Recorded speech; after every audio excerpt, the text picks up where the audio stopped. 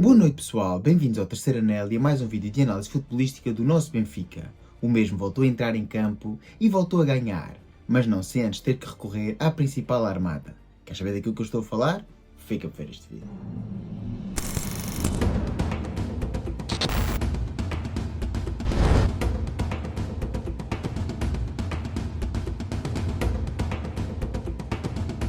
Pois é, meus amigos, o nosso Benfica entrava em campo nos quartos de final da Taça da Liga, ou Allianz Cup, como queiram chamar. E este ano, num formato diferente, não há fase de grupo. Está assim engendrado uns quartos de final, tudo para conseguir perspectivar ter as 4 melhores equipas na Final Four. E até o momento já estava qualificado o Sporting e o Benfica entrava em campo e recebia o Santa Clara. E recebia-o em pleno Estádio da Luz, após ter conseguido uma boa goleada no fim de semana passado, frente ao Rio Ave, mas também após a decepcionante derrota frente ao Feyenoord.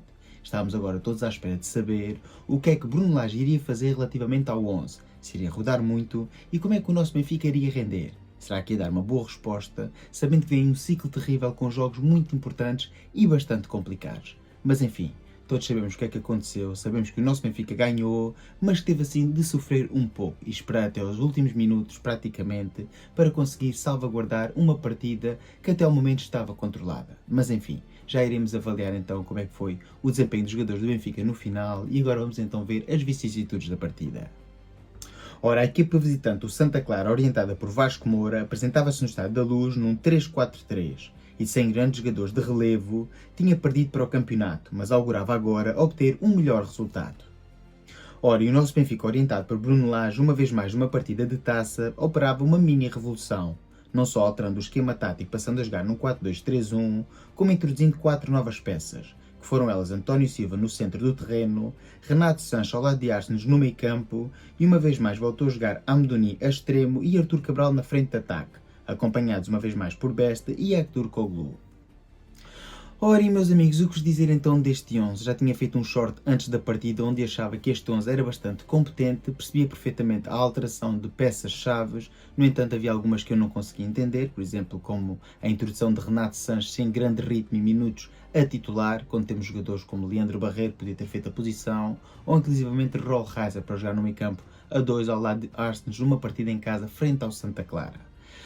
Por fim, também analisar que esta frente de ataque nunca jogou junta a titular, e estamos a falar então Besta à esquerda, Amdouni à direita, Hector Koglu no centro e ainda com Cabral na frente de ataque. No entanto, são jogadores de carreira internacional, como eu já o tinha dito antes da partida, e capazes o suficiente de resolver a partida. No entanto, isso não aconteceu e, como todos sabemos, foi preciso recorrer à armada titular. Jogadores como Coxu ou Di Maria que entraram ao intervalo, ou ainda Pavlidis que entrou no decorrer da segunda parte, sendo que estes dois últimos foram os grandes artífices da vitória do Benfica.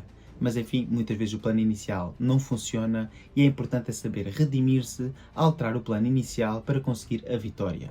Pois o mais importante não é quem joga, o mais importante não é quem marca, o mais importante é assim que o Benfica possa ganhar e ir passando de fase, principalmente quando estamos a falar em competições a eliminar. Mas enfim, vamos agora ver então as vicissitudes da partida. Ora, e o Benfica entrava da melhor maneira em campo e logo aos 2 minutos criou a primeira situação de perigo. Após um bom centro de Amdouni ao segundo poste, Besta aparece a cabecear e obriga a Batista à primeira grande defesa da noite, evitando o gol do Benfica. Benfica que voltaria a estar bastante perto do golo à passagem do minuto 24, quando uma boa jogada individual de insistência de Artur Cabral, o mesmo ganha a bola ao defensor do Santa Clara e com um potente remate obriga uma vez mais Batista a uma grande defesa.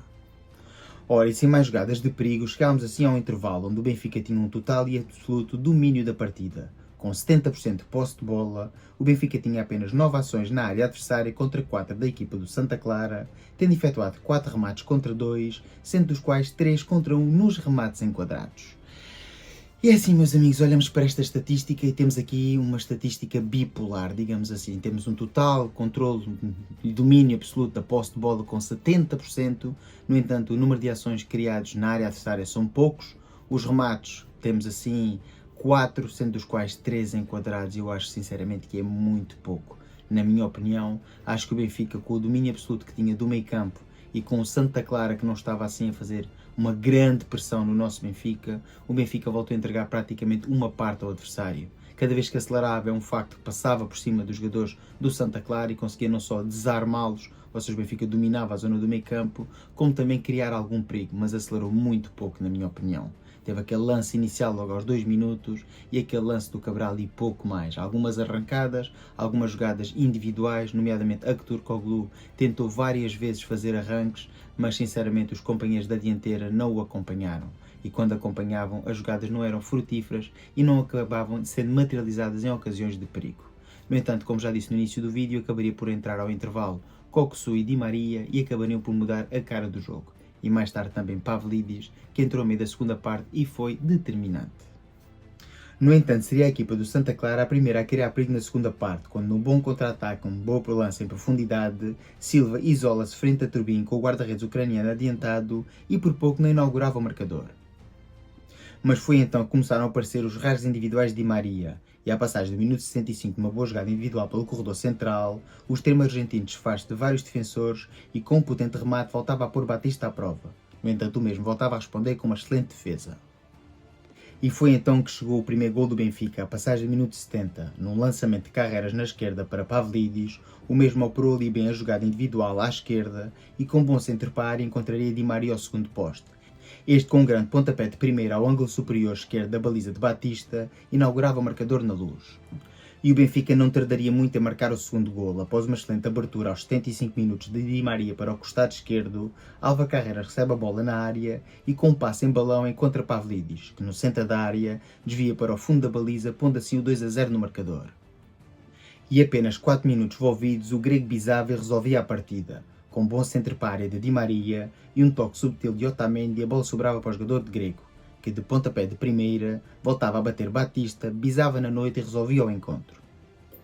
Ora, e sem mais jogadas de perigo, chegámos então ao final da partida e o domínio do encontro continuava a ser plenamente do Benfica. Com 72% de posse de bola, o Benfica tinha agora 32 ações na área adversária contra apenas 7 do Santa Clara, tendo efetuado 18 remates contra 7, sendo dos quais 8 contra 1 nos remates enquadrados.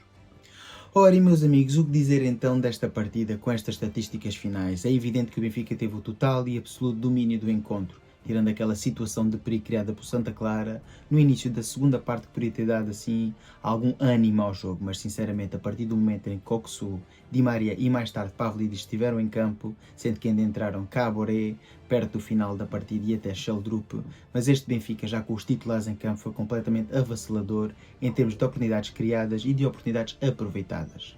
Ora, agora falando um pouco dos jogadores que destacaram, vou começar por destacar Aktürkoğlu, que aparece pouco aqui nestes highlights, mas eu acho que foi o jogador do Benfica que mais trabalhou na primeira parte. Um jogador que nunca se cansa, não interessa se é a Liga dos Campeões ou a Taça da Liga, este jogador rende sempre ao mais alto nível. É um facto que hoje não marcou, é um facto que hoje não fez nenhuma assistência, mas foi o jogador que mais batalhou para tentar mudar o resultado, que era um 0-0, na primeira parte. É claramente um jogador diferencial e não quer estar sempre aqui a puxar a batata quente para Aktürkoğlu, mas na minha opinião é claramente o melhor jogador deste Benfica. Embora ontem à noite tivesse tido uma noite menos conseguida que o habitual, na minha opinião foi o jogador que mais brilhou na primeira parte. Outro jogador que já quero destacar, que jogou a partida inteira e volta assim a fazer um jogo em cheio, para mim é Álvaro Carreras. Dono e senhor da ala esquerda do Benfica, esta locomotiva espanhola está de pedrical no 11 de Brunelage e dificilmente sairá do mesmo. No entanto, sendo que Best agora conta mais para médio ofensivo, acho que o Benfica devia tentar arranjar um jogador para poder rodar Álvaro Carreras a partir de janeiro, pois o jogador espanhol rende sempre ao mais alto nível, mas não pode jogar 90 minutos sobre 90 minutos, e o Benfica tem que encontrar uma solução. Mas, no entanto, ontem à noite na Luz, uma vez mais, Álvaro Carreras voltou a ser essencial no ataque, com uma bela assistência e várias incursões pelo carril esquerdo. Outro jogador e por último, grande destaque do Benfica, como é evidente, estamos a falar de Di Maria, com uma assistência e com o gol da noite, voltou a ser o abra-latas do Benfica e a fazer uma exibição de luxo. É um facto que só jogou meia parte e há muita gente que defende que Di Maria só deve entrar na segunda parte, mas na outra partida anterior Di Maria rendeu no primeiro tempo, ou seja, é um facto que Di Maria já não tem o físico para poder jogar 90 minutos e muito menos 90 minutos sobre 90 minutos, mas é claramente um jogador diferencial. Uma visão de jogo soberba, uma capacidade de finalização acima da média e para mim é claramente talvez o melhor jogador que já passou pelo Benfica na era moderna, pois se viemos a ver que, atendendo aos grandes jogadores que chegaram ao Benfica, mesmo numa fase posterior do seu pico de carreira, Di Maria está a render a um nível altíssimo. O ano passado não tivemos uma época bem sucedida, mas não foi por culpa do astro argentino. E acho que este ano ainda vai ser bastante importante nas batalhas em aberto para poder conquistar títulos. Por fim, o MVP desta partida não poderia ser outro que não aquele jogador que está tentado no foco da crítica. E estamos a falar de Pavlidis, e muita gente acusava de afinal o jogador grego não ser um goleador e ser um flop. Eu não acho que era um problema de confiança e espero agora que com este bis os gols comecem a cair. É um jogador que trabalha imenso, é um jogador que procura o golo em todas as partidas, mas sinceramente não tive sorte. Não acho que seja azelice, não acho que o jogador não tenha qualidade, simplesmente as bolas não chegam à mercê do mesmo e acaba por trabalhar mais para a equipa do que ter a equipa a trabalhar para ele. Espero que agora, daqui para a frente, consiga materializar em golos mais as ocasiões que o mesmo dispõe por partida. Por fim, o que dizer então de Bruno Lage? Acho que volta a acertar, é assim, faz alterações, deixa algumas peças vitais no banco para poder dar descanso e isso é bom. Não consigo entender a introdução de Renato Sanches a titular, acho que foi um jogador que passou ao lado da partida, sem ritmo competitivo, é um jogador que quer mostrar muito, mas na minha opinião não está em condições de o fazer. Eu gosto muito de Renato e gostava muito que brilhasse ao serviço do Benfica, mas não parece que nesta fase esteja capaz de ser titular. Com as operações que fez ao intervalo, Bruno Lage ganhou a partida, introduziu os seus melhores jogadores e os mesmos deram os frutos desejados pelo treinador setubalense. Só espero agora que o Benfica consiga fazer o mesmo em Faro, que consiga também rodar jogadores, pois vem aí 10 dias terríveis, com a deslocação ao Algarve e depois com a deslocação também a Munique a meio da semana e a recepção ao Futebol Clube do Porto daqui a 10 dias. E sim, vai ser uma partida bastante importante nas aspirações do Benfica para o campeonato. A do Bayern também é importante, mas neste momento os 6 pontos em 3 partidas dão-nos assim algum colchão. E não é assim a equipa em que o Benfica almejava conseguir os 3 pontos, mas não descarto que isso possa acontecer. Eu vou marcar presença em Munique e, como é evidente, gostava de ver o nosso Benfica ganhar lá por primeira vez. No entanto, tenho que dar a mão à palmatória e acho que foi uma partida bastante bem conseguida por parte do Benfica e muito graças ao planeamento de Bruno Lage. É assim, está feito então o vídeo, espero que tenham gostado. Se for o caso, dá o like, comenta, partilha, subscreve. Já sabes, para cá se tiver X, segue no X e ajuda a crescer o canal. Fiquem bem e até o próximo vídeo. Viva o Benfica!